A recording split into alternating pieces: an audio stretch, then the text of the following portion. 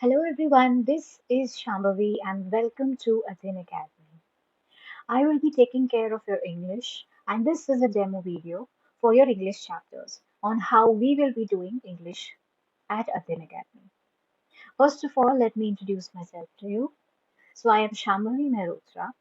I have completed my BCom honors from Delhi University and I've also completed my LLB and Masters in Law.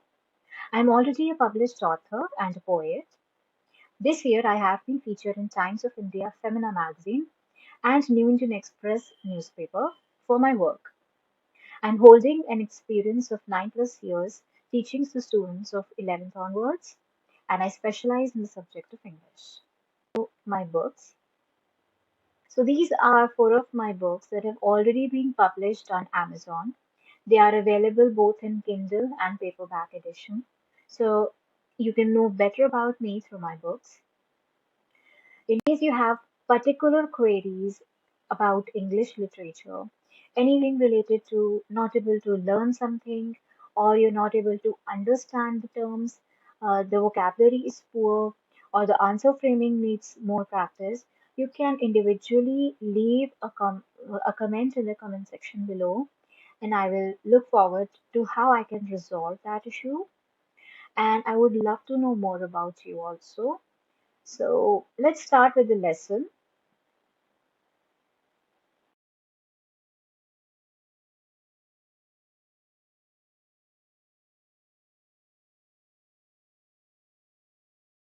Okay, so let's start with our first chapter. And first chapter का ironically जो heading है that is the last lesson. So ये chapter काफी ज़्यादा interesting है. Basically ये chapter जब frame किया है, इसकी जो background है that is near the Franco-Prussian War. अभी हम इसके बारे में भी पढ़ेंगे. तो ये war के time की कहानी है जब स्कूल्स में जब वॉर कोई एक स्टेट हार जाता है, बाहर की आर्मी आ जाती है, वो अपने हिसाब से कब्जा करती है, उनके ही रूल्स मानने होते हैं, जैसे इंडिया है। So India is a very democratic country. यहाँ पर सेक्युलरिटी है अच्छे से, यहाँ पर बहुत सारे तरीके के रिलीजन्स हैं जो एक साथ रहते हैं। अब एकदम से फॉर एग्जांपल एक रिलीजन आ जाए एंड दैट डोमिनेट्स एवरीबॉडी कि अब हमारे तरीके से ही काम करना है, हमारे तरीके से ही बात करनी है, हमारी ही लैंग्वेज फॉलो करनी है, आप अपनी लैंग्वेज बोल नहीं सकते otherwise you will be killed, या फिर आप फांसी पे चढ़ जाओगे या आपको जेल में बंद कर दिया जाएगा। सो हर तरीके की फ्रीडम आपकी स्नैच कर ली जाए, so what will happen to you, how will you face it.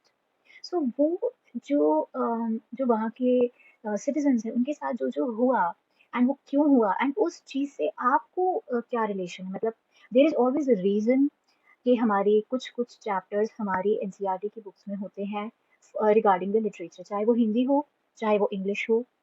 जो भी चैप्टर्स यू आर रीडिंग बहुत थॉटफुली इनको यहाँ पर प्रोसेस करके यहाँ पर ऐड करा गया है आपको पढ़ाने के लिए, for the betterment of the principles of your life. आगे आपको किस तरीके से आपको किस चीज़ को कितनी प्रायोरिटी देनी है, so that totally depends on the person who is studying the chapter.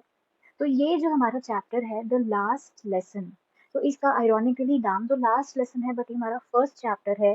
And I don't know आपने अपने स्कूल में किस तरीके से ये चैप्टर पढ़ा होगा, बट इस चैप्टर की एक पर्सपेक्टिव नहीं है, इस चैप्टर के बहुत सारे पर्सपेक्टिव्स हैं। अब या तो लिटरेचर को आप एसएसटी की तरह लर्न कर सकते हो कि इसके साथ ऐसे हुआ, इसके साथ ऐसे हुआ, इसके साथ ऐसे करा, या फिर आप उस चीज़ को ग्रास्प करके उसको लॉजिकली समझ कर उसके साथ कनेक्ट होके आप अपने आप ही उसको फ्रेम कर सकते हो। That's the one thing that I always teach my students, right? So let's start with the chapter, the last lesson. So first let's read about the author. So Alphonse Daudet was a French novelist and a short story writer. The last lesson is set in the days of Franco-Prussian War. जैसे कि मैंने बताया war के time की एक कहानी है। अब आप देख सकते हैं ड्यूरिंग द वॉर हमारे जो ऑथर थे ही वॉज वेरी अलाइव। सो उन्होंने हो सकता है अपना एक्सपीरियंस लिखा हो और हो सकता है उन्होंने जो ऑब्जर्व किया वो लिखा हो।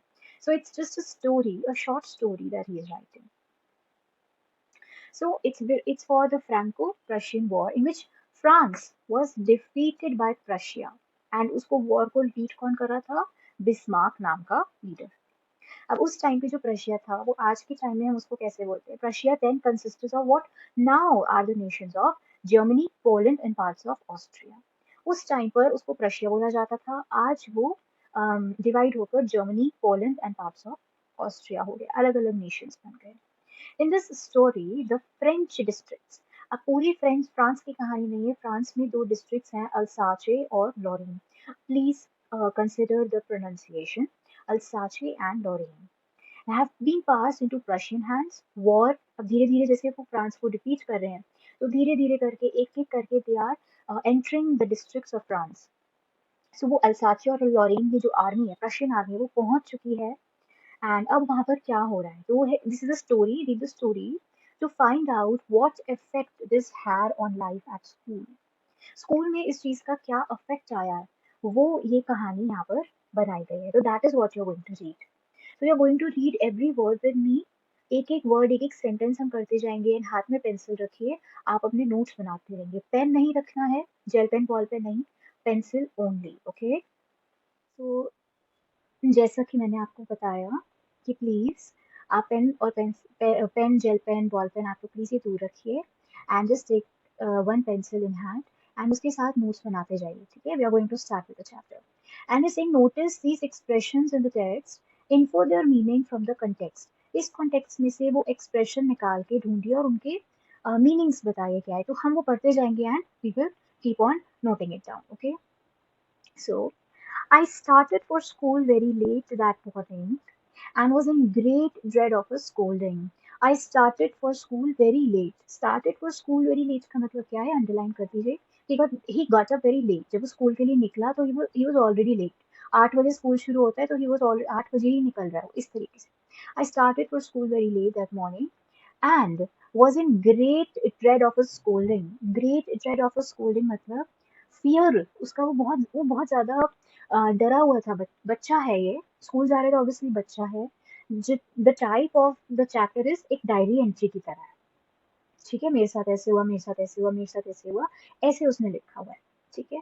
तो डायरी एंट्री की तरह वो बता रहा है एंड वो बोल रहा है that I was in great dread of a scolding. मैं बहुत डरा हुआ था, great fear of a scolding. Scolding मतलब डांट लगने वाली है आज, बिकॉज वो ऑलरेडी लेट है तो उसको पता है कि उसकी आज डांट लगने वाली, बट फिर भी वो कोशिश कर रहा है कि हाँ चलो मैं स्कूल जाता हूँ। अब रोज का ही उसका दिनचर्या है, बच्चे का तो रोज का है। स्पेशली बिकॉज एम हैमल, अब ये एम डॉट का मतलब क्या होता है, जैसे इंग्लिश में हम मिस्टर, मिस, मिसेस ऐसे लिखते हैं, वैसे ही फ्रेंच में वी से मॉन्जर हैमिल, ठीक है। तो इसमें मॉन्जर हैमिल लिखा हुआ है, मिस्टर हैमिल एक तरीके से, ठीक है। Specially because Monsieur Hamel had said that he would question us on participles. Participles पता नहीं आप लोगों को याद है नहीं, इंग्लिश में ग्रामर में पढ़ा करते थे पार्टिसिपल्स, रिमेंबर दैट। So अब फिर से पढ़ते हैं। I started for school very late that morning and was in great dread of a scolding, especially because Monsieur Hamel had said that he would question us on participles. अब teacher अगर कुछ पूछने वाली होती है, टेस्ट लेने वाली होती है, तो एक्सपेक्टेशंस होती है ना कि आप टाइम पर पहुंचो, टाइम पर नहीं पहुंचो तो और डांट पड़ती है, फिर डांट पड़ती है तो टेस्ट भी अच्छे से नहीं होता। वही सब बच्चे के दिमाग में चल रहा है। अब प्रॉब्लम ये है, आगे वो लिखता है and I did not know the first word about them. मुझे तो पहला अक्षर ही नहीं पता था पार्टिसिपल्स का, मतलब उसने पढ़ाई ही नहीं करी थी तो वो और ज्यादा डर रहा था। एक तो टेस्ट है, ऊपर से आता नहीं है और ऊपर से वो लेट भी हो गया। For a moment I thought of running away and spending the day out of doors. अब कहीं पर भी आपकी कोई ऐसी क्लास होती है जहाँ पे आपका मन नहीं कर रहा जाने का, या कोई जगह है जहाँ आपका मन नहीं कर रहा, तो आप कहते हैं चलो कहीं और बाहर भाग जाते हैं, आउट ऑफ द वे कहीं चले जाते हैं। तो बच्चे का भी मन कर रहा था that he wanted to run away and spend the day out of doors. It was so warm and so bright. अब क्या होता है जब आपको कोई चीज अच्छी नहीं लगती तो उसकी जो ऑपोजिट चीज होती है वो ज्यादा ही खूबसूरत लगती है। अब स्कूल अगर आप नहीं जा रहे, स्कूल में एग्जाम्स चल रहे हैं, नहीं जाना, अरे मुझे नहीं जाना स्कूल, नहीं जाना, और बाहर तपती गर्मी है, लू चल रही है, फिर भी आप कहोगे कि नहीं मैं गर्मी सहन कर लूंगा बट स्कूल नहीं जाऊंगा। तो वही उस बच्चे के साथ हो रहा था। It was so warm so bright. इस लाइन से वो क्या बताना चाहते हैं कि मुझे बाहर ज्यादा अच्छा लग रहा था। अब उसने क्या बाहर अच्छी अच्छी चीजें देखी, देखो ऑपोजिट चीजें अच्छी लगती है ना, तो उसने रोज देखता है वो ये चीज, बट आज वो चीज थोड़ा एम्फोसिस जा रही है। The birds were chirping at the edge of the woods. Edge of the woods मतलब जो बाहर, वुड्स, वुड्स का मतलब हो गया फॉरेस्ट। अंडरलाइन करके लिख लो, फॉरेस्ट को वुड्स भी कहते हैं क्योंकि बहुत सारे पेड़ हैं। तो वो फॉरेस्ट में तो नहीं जा रहा, बट फॉरेस्ट की बाउंड्री बाउंड्री में जो चल रहा है, तो वो एज ऑफ द वुड्स कहते हैं, ठीक है। तो वहां पर जो किनारे में पेड़ थे उनके ऊपर जो बर्ड्स थी वो चर्प कर रही थी। And in the open field back of the saw mill क्या होता है, एक फैक्ट्री छोटी सी लगी हुई है, उसके आगे जो बहुत बड़ा पार्क है, फील्ड है। So in the open field back of the saw mill के पीछे वाली साइड जो फील्ड थी ना वहां पे the Prussian soldiers were drilling. Can you see, Prussian soldiers, क्योंकि वो ऑलरेडी अटैक करके अंदर आ चुके थे। देखो क्या होता है, अटैक कहाँ होता है, अटैक होता है बाउंड्री पे, सिविलियंस पर अंदर अटैक नहीं होता। एक बारी बाउंड्री पर आर्मी घुस गई तो वो तो घुस गई ना, उसके बाद वो अंदर लोगों को अपने हिसाब से कंट्रोल करती है, वहां पर फिर गन्स और मशीन वो सब नहीं चल रहा होता। तो वो प्रशियन सोल्जर्स ऑलरेडी अंदर आ चुके थे एंड वो देवर वो ड्रिल कर रहे थे। ड्रिल का मतलब क्या, वो प्रैक्टिस कर रहे थे अपनी। So it was all much more tempting than the rule of participles. Tempting मतलब attracting, वो कुछ ज़्यादा ही अच्छा था, more good, more enjoyable. So आप देखिए, बच्चा फ्रांस में रहता है, उसको कोई लेना देना नहीं है कि बाहर क्या हो रहा है क्या नहीं हो रहा, क्योंकि वो तो छोटा बच्चा स्कूल का है। उसकी जो एनिमी स्टेट है, उसके जो सोल्जर्स हैं वो उसके सामने ड्रिल कर रहे हैं, बट स्टिल उसका प्रायोरिटी क्या है, उसकी प्रायोरिटी है मैं स्कूल से भाग जाऊं, बाकी सारी चीजें अच्छी लग रही, बस स्कूल अच्छा नहीं लग रहा। बहुत डेप्थ है ये चीजें, बहुत डेप्थ में है। और यहीं पर अगर टीचर को या सीबीएसई को थोड़ा सा पेपर टफ करना होता है, they play with all these things, ठीक है। So it was all much more tempting than the rule of participles, but I had the strength to resist.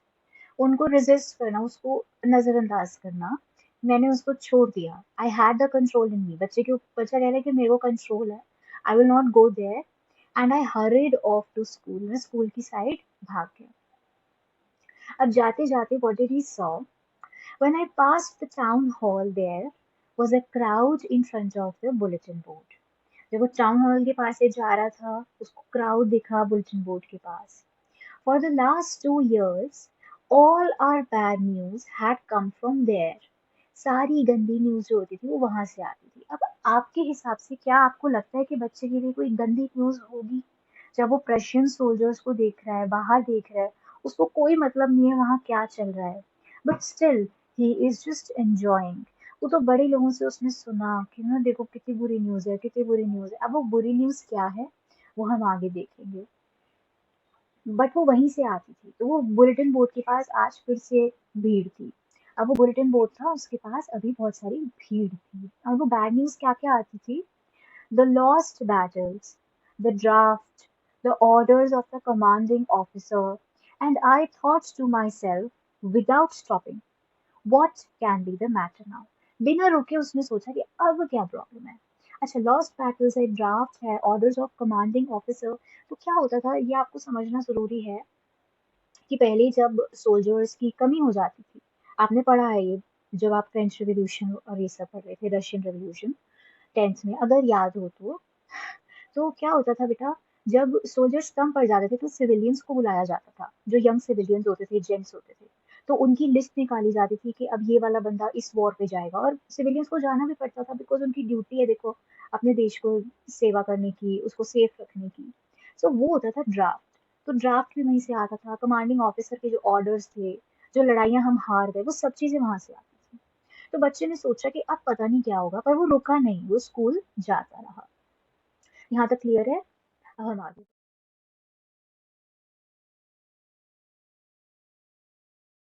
अब नेक्स्ट पेज पे आ गए।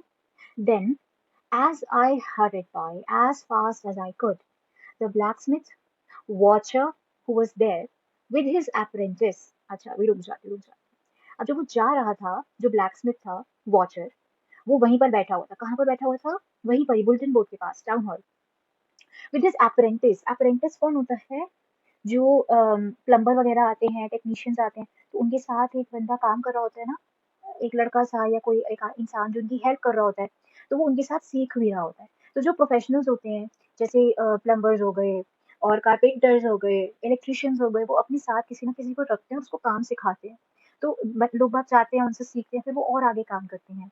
तो ये छोटे लेवल पे होता है। बड़े लेवल पे जैसे डॉक्टर्स होते हैं उनके साथ, अब आपने डॉक्टरेट कर ली, आपने जैसे डॉक्टर्स होते हैं, जैसे डॉक्टर्स के नीचे अप्रेंटिस काम करते हैं जो अभी तक डॉक्टर बने नहीं, वो अभी भी पढ़ाई कर रहे हैं डॉक्टर की, तो वो कहलाते हैं अप्रेंटिस। ठीक है, समझ आ गया? कोई भी डाउट्स होंगे तो please leave the doubts below, किसी तरीके मैसेज में या वॉइस नोट में आप प्लीज अपने डाउट्स भेजते रहिएगा, so that I keep clearing them with this. Okay, so what did the watches say, what did the blacksmith say? अच्छा, ब्लैकस्मिथ कौन होता है?